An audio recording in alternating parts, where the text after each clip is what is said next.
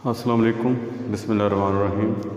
جماعت داہم کے پہلے 2 لیکچر ہو چکے ہیں اور آج اسی سلسلے کا تیسرا لیکچر ہے۔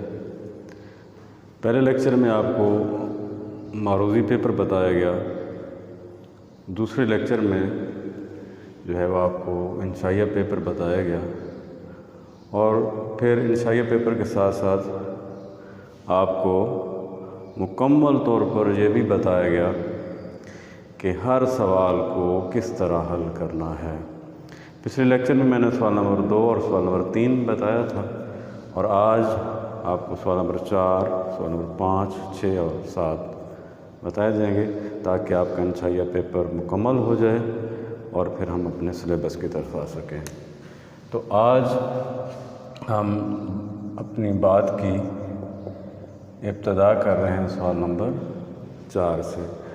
سوال نمبر 4 آپ کے جو ہے وہ مشقی سوالات ہوتے ہیں، یعنی جب آپ سبق ختم کرتے ہیں تو ان کی جو مشقیں ہیں یا نظم ختم کرتے ہیں تو اس کی جو مشقی سوالات ہیں ان میں سے بھی 8 سوال آپ سے پوچھے جاتے ہیں، 8، اور ان میں سے آپ کو جو ہے 5 سوالات کے جواب دینا ہوتے ہیں، کوئی سے بھی 5، یہ نہیں کہ پہلے 5 یا آخری 5 یا کون سے، آپ کو جو آسان لگے اور جو آپ کو یاد ہو، اور ان کا جواب جو ہے وہ مختصر دیا جاتا ہے، یعنی 2 یا 3 جملوں سے زیادہ نہیں ہونا چاہیے۔ یہاں ایک بات کا آپ اور بھی خیال رکھیں کہ 8 کے 8 سوالات اگر آپ کو یاد ہیں اور آپ ان کا جواب دینا چاہتے ہیں تو وہ اگر آپ 8 کے 8 لکھ دیں گے تو اس کا نمبر کوئی نہیں ملنا آپ کو، نمبر صرف آپ کو 5 سوالات کے ملنے ہیں، کیونکہ ہر سوال کے 2 نمبر ہوتے ہیں اور یہ مکمل سوال جو ہے وہ 10 نمبر کا ہوتا ہے۔ تو اس کا حل کرنے کا طریقہ یہ ہے کہ آپ نے اسباق کا بغور مطالعہ کرنا ہے، یا ایسا نظم ہے اس کا بغور مطالعہ کرنا ہے، تو ان میں سے آنے والے سوالات کے جوابات آپ آسانی سے دے سکتے ہیں۔ 8 کے 8 لکھیں گے تو بھی کوئی قباحت نہیں ہے، لیکن نمبر آپ کو صرف جو آپ پہلے 5 لکھیں گے انہی کے ملیں گے۔ تو اس سوال کو آپ نے، اور یہ آسان ہے، اور یہ سوال بہت آسان ہے اس بچے کے لیے جس نے اسباق کا بغور مطالعہ کیا ہوتا ہے۔ ہم اپنے اگلے سوال کی جانب آتے ہیں، اور اگلا سوال جو ہے وہ ہوتا ہے سوال نمبر 5۔ سوال نمبر 5 میں کسی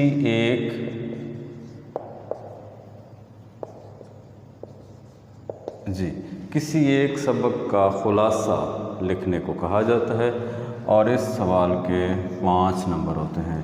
آپ کے سلیبس میں سے کوئی سے بھی 2 اسباق دیے جاتے ہیں اور کسی ایک سبق کا آپ نے خلاصہ لکھنا ہوتا ہے 5 نمبر کا۔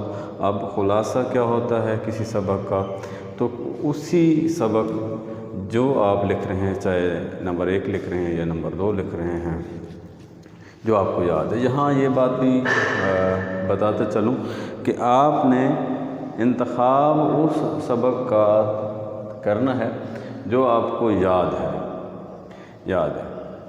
مثال کے طور پر آپ کا 2 اسباق آئے ہیں، مرزا محمد سعید اور رستان کی شہزادی۔ تو اب ان 2 اسباق میں یاد رکھیے کہ وہ 2 قسم کے اسباق ہوتے ہیں، ایک میں کہانی کا عنصر پایا جاتا ہے، یعنی کہانی کی طرح ہوتا ہے، اور ایک میں حقائق ہوتے ہیں۔ مثال کے طور پر مرزا محمد سعید کا جو سبق ہے، آپ اس میں خود سے کچھ بھی نہیں لکھ سکتے، وہی باتیں لکھیں گے جو مرزا محمد سعید کے بارے میں ہیں۔ پرستان کی شہزادی میں بھی آپ باتیں تو وہی لکھیں گے، لیکن چونکہ یہ کہانی کی طرح ہے تو اس کو آپ اپنے الفاظ میں بھی بیان کر سکتے ہیں۔ تو کسی بھی سبق کا خلاصہ اس کا 1/3 حصہ ہوتا ہے، یعنی اگر 4 یا 5 صفحات کا سبق ہے تو اس کا خلاصہ 1 یا 1.5 صفحے تک آئے گا۔ لیکن یہ خیال رکھنا چاہیے کہ خلاصہ لکھتے وقت سبق کا کوئی پہلو رہنا نہیں چاہیے، یعنی تمام پہلو آ جانے چاہیے۔ اس کے بعد خلاصہ کے لیے اسی ترتیب کو ملحوظ خاطر رکھیے جو ترتیب اصل سبق میں دی گئی ہے۔ کردار بھی وہی رہیں گے جو اصل سبق میں ہیں۔ بات کرنے کا مقصد یہ ہے کہ کسی بھی سبق کے خلاصہ میں، چاہے آپ میٹرک کا لکھ رہے ہوں، چاہے فرسٹ ایئر کا، چاہے سیکنڈ ایئر کا، کسی بھی سبق کا جب آپ خلاصہ لکھ رہے ہیں تو خلاصے میں وہی باتیں ہوں گی جو اصل سبق میں ہیں، ہاں اس سے تھوڑا مختصر ہوں گی اور الفاظ آپ کے اپنے ہوں گے۔ تو یہ اگر آپ نے تمام اسباق کو مطالعہ کیا ہوگا تو یہ سوال بھی حل کرنا آپ کے لیے بڑا آسان ہو جائے گا۔ ہم اپنے اگلے سوال کی جانب آتے ہیں جو کہ ہے سوال نمبر 6۔ آج میں کوشش کر رہا ہوں کہ آپ کا پیپر پیٹرن مکمل ہو جائے، کیونکہ یہ لگاتار جو ہے وہ تیسرا لیکچر ہے جو ہم پیپر پیٹرن پر ہی آپ کو بتا رہے ہیں، کیونکہ یہ بنیاد ہے۔ کیونکہ جب بنیاد کا علم ہوگا تو پھر جو ہے آپ اگلے جو ہے اسباق کی جانب، اگلے جو آپ کے ہدف ہیں ان کی جانب آپ جائیں گے۔ تو سوال نمبر 6 ہوتا ہے مضمون، اور مضمون میٹرک میں جو ہے وہ 15 نمبر کا ہوتا ہے۔ 3 عنوانات دیے جاتے ہیں، کوئی سے بھی 3 عنوانات دیے جاتے ہیں۔ مثال کے طور پر میں لکھ رہا ہوں سیرت النبی صلی اللہ علیہ وآلہ وسلم، والدین کی اطاعت، اور ایک اور بڑا اہم مضمون ہوتا ہے اور اکثر آ بھی جاتا ہے، شہری اور دیہاتی زندگی میں فرق۔ تو یہ 3 عنوانات ہیں، یہ 3 جو ہے عنوانات ہیں۔ آپ نے کسی ایک پر مفصل مضمون لکھنا ہے۔ میٹرک میں جو مضمون ہے اس کے لکھنے کے لیے ایک شرط ہے کہ آپ نے ہیڈنگز میں لکھنا ہے، اور یہ آسان بھی ہے، بجائے اس کے کہ آپ پیراگراف میں لکھیں۔ انشاءاللہ جب آپ سیکنڈ ایئر میں جائیں گے تو وہاں مضمون کے لیے شرط ہے کہ آپ نے ہیڈنگ نہیں دینی بلکہ اسے پیراگراف میں لکھنا ہے۔ لیکن میٹرک میں جو ہے آپ نے ہیڈنگز دینی ہے، یعنی جو بھی آپ مضمون لکھ رہے ہیں اس کی 12، 14، 16، 18 آپ اگر ہیڈنگ دے دیتے ہیں تو وہ 4 سے 5 صفحات کا مضمون بن جاتا ہے۔ لیکن مضمون کے لیے ایک لفظ جو ہے وہ آپ یاد رکھیے کہ مضمون کے لیے مضمون کی ترتیب کا ہونا بہت ضروری ہے۔ اب اس سے کیا مراد ہے؟ اس سے مراد یہ ہے کہ جو بات پہلے آپ نے لکھنی ہے اسے پہلے لکھیے، جو درمیان میں اسے درمیان میں، جو آخر میں، یعنی مضمون کی ایک ترتیب بنائیے۔ اس کو حل کرنے کا طریقہ یہ ہے کہ سب سے پہلے آپ تینوں عنوانات کا جائزہ لیں گے، اور پھر آپ کے پاس کس عنوان پر زیادہ سے زیادہ خیالات اور زیادہ سے زیادہ معلومات ہیں۔ تو یہاں سب سے مشکل مرحلہ یہی ہے کہ 3 میں سے کسی ایک کا انتخاب کیا جائے۔ بعض بچے جو ہے وہ پہلا ہی عنوان دیکھتے ہیں اور اسی پر لکھنا شروع کر دیتے ہیں۔ 2، 4، 5، 7 جملے لکھنے کے بعد جب ان کی دوسرے یا تیسرے عنوان پر نظر پڑتی ہے تو وہ کہتے ہیں کہ یہ تو بڑا آسان تھا۔ تو اس لیے سب سے پہلا کام مضمون کا اور عنوان کا انتخاب کرنا ہے۔ اس کا انتخاب کیجئے، اس عنوان کا انتخاب کیجئے جس پر آپ کے پاس جو ہے وہ زیادہ سے زیادہ معلومات، خیالات اور الفاظ موجود ہیں۔ الفاظ کا ہونا بہت ضروری ہے کیونکہ اس میں کوئی عامیانہ لہجہ اختیار نہیں کیا جاتا، یا وہ آپ کوئی تیسری یا چوتھی یا 5ویں جماعت کا مضمون نہیں لکھ رہے کہ بس 10 جملے ہی آپ نے لکھنے گن کر اور 11ویں جملے تک بات نہیں جانی چاہیے۔ یہاں 3 سے 4 صفحات کا آپ کو مضمون لکھنا ہوگا۔ مضمون کے لیے 1-2 ہیڈنگ میں آپ کو بتا دیتا ہوں تاکہ آسانی رہے۔ مضمون کے لیے جو سب سے پہلی ہیڈنگ ہے وہ ہوتی ہے تمہید۔ جی، تمہید میں مضمون کا جو تعارف ہے وہ بیان کیا جاتا ہے کہ اس مضمون میں ہے کیا، اور جب آپ ساری ہیڈنگ دیں گے اور آخری ہیڈنگ جو ہوگی وہ ہوتی ہے حاصل کلام یا ماحصل۔ تو اس میں آپ یہ پہلی اور آخری ہیڈنگ میں نے آپ کو بتائی ہے۔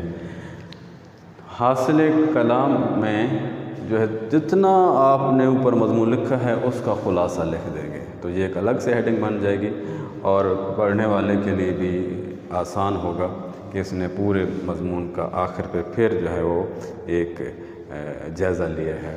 تمہید میں مضمون کا تعارف، پھر اس کے بعد مضمون شروع ہوگا اور پھر اس کے بعد آخر پہ حاصل کلام یا ماحصل، کوئی سی ایک آپ ہیڈنگ دیں گے اور جتنا آپ نے مضمون لکھا ہے اس کا جو ہے وہ خلاصہ وہاں پر بیان کر دیں گے۔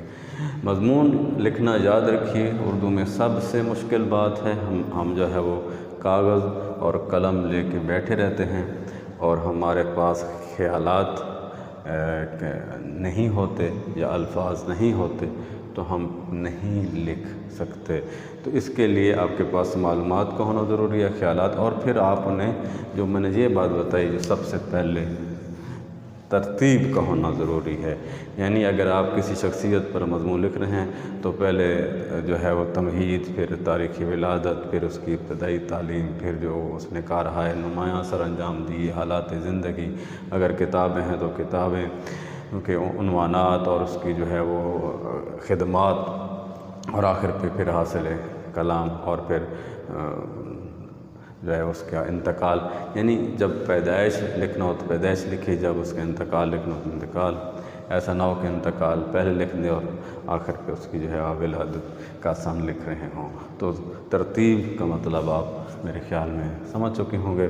تو یہ جو ہے وہ بعض خلاصوں میں 40 تک مضمون لکھے ہوئے ہیں۔ انشاءاللہ میں آپ کو صرف 12 یا 14 مضامین بتاؤں گا اور وہی میں ہر سال بتاتا رہتا ہوں اور انشاءاللہ انہی میں سے ہی مضمون آتا ہے۔ اور یہ مضمون کے لیے ایک اور بات کہ مضمون میرے بتانے سے آپ نہیں لکھ پائیں گے یا صرف کسی کلاس میں ٹیچر کی بات سننے سے نہیں لکھ پائیں گے یا کسی خلاصے سے یاد کرنے کے بعد آپ نہیں لکھ پائیں گے۔ مضمون ہمیشہ آپ اس وقت لکھ پائیں گے جب آپ اس کی مشق کریں گے، اور مضمون جب آپ خود ہاتھ سے لکھیں گے تو پھر آپ جو ہے وہ اینول ایگزام میں بھی، سالانہ امتحان میں بھی لکھ پائیں گے۔ آپ خود سوچئے کہ اگر ایک مضمون آپ نے سال بھر لکھا ہی نہیں ہے بلکہ پوری زندگی میں آپ نے اس مضمون کو لکھا ہی نہیں ہے اور اس کو آپ نے بورڈ کے پیپر میں لکھنا ہے تو آپ کیسے لکھ پائیں گے؟ اس لیے جو ہے وہ جتنے زیادہ سے زیادہ آپ مضامین یاد کریں گے اور پھر انہیں لکھیں گے۔ جی ہاں، مضمون صرف یاد کرنے کی بات نہیں ہے، مضمون کو جو ہے وہ آپ جب اپنے ہاتھ سے لکھیں گے تو پھر آپ لکھ پائیں گے۔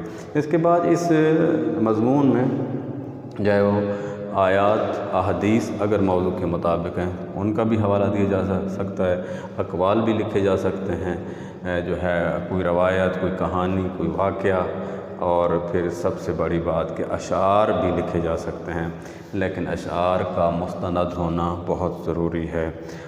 جو اشعار ہیں ان کا ٹھیک ہونا ضروری ہے، کوئی سوشل میڈیا والے اشعار جو ہے وہ نہیں لکھے جائیں گے۔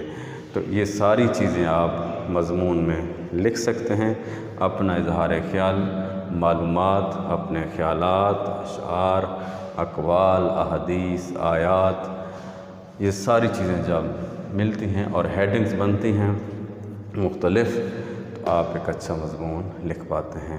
تو اللہ تعالیٰ آپ کو کامیاب فرمائے، اور میری دعا ہے کہ آپ کو یہ بات سمجھ آ گئی ہو۔ انشاءاللہ جب باقاعدہ طور پر مضمون لکھیں گے ہم اور ان کے عنوانات بتائیں گے تو پھر انشاءاللہ مزید بھی جتنی باتیں رہ گئی ہیں وہ بھی آپ کو جو ہے سمجھ آ جائیں گی۔